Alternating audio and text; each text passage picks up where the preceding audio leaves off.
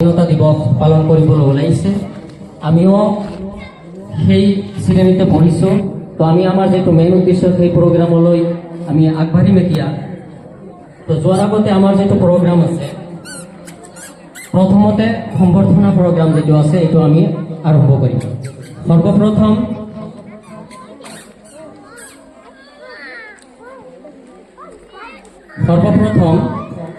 আমাৰ জেবি ফাউণ্ডেশ্যনৰ chief adviser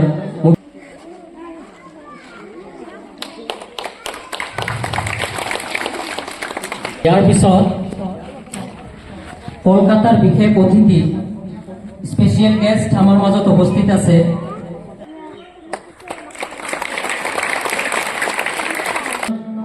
director Saddam Hussain ডাঙৰীয়া সাহেবক এখন ফুলন গামোচাৰে সম্বৰ্ধনা জনায়। গেষ্ট অফ খায়ৰুল ইছলাম ডাঙৰীয়া সাহেবক এখন ফুলন গামোচাৰে আদৰণি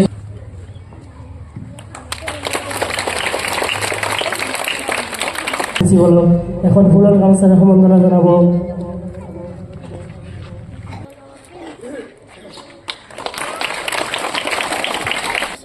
আমাৰ জামিয়া ইৰশাদুল উলুম মাদ্ৰাছাৰ মুহতামিমক এখন ফুলন গামোচাৰে আদৰণি জনাব।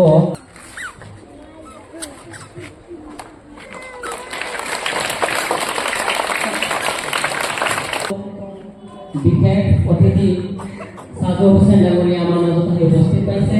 তেওঁক এখন ফুলন গামোচাৰে আদৰণি জনাব আমাৰ জেবি ইংলিছ একাডেমী এলিজান।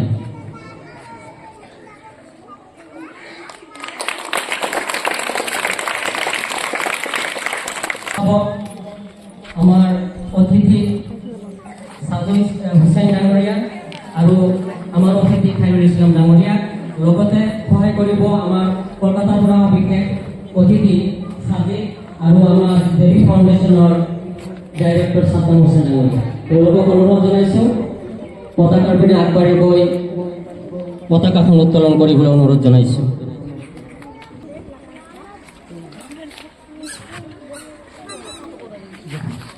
তুমি টান মাৰলে হবে না।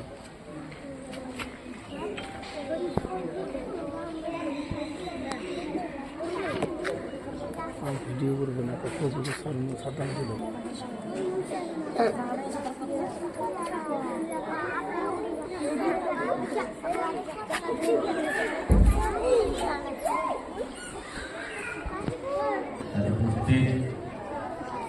জেবি স্কুলৰ স্বত্বাধিকাৰী কাছিম ডাঙৰীয়া, ইয়াত উপস্থিত আমাৰ শ্ৰদ্ধাৰ ঠিক কলকাতাৰ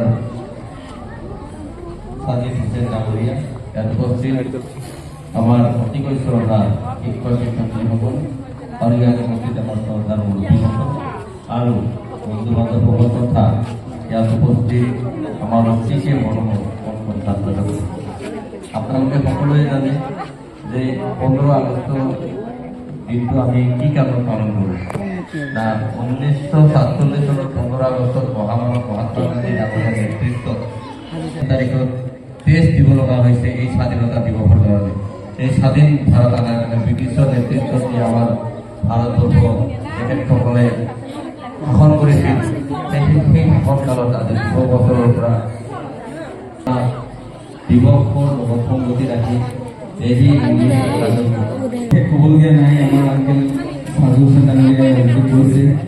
আজি যিহেতু আমি 79তম স্বাধীনতা দিৱস পাইছোঁ, এই স্বাধীনতা দিৱস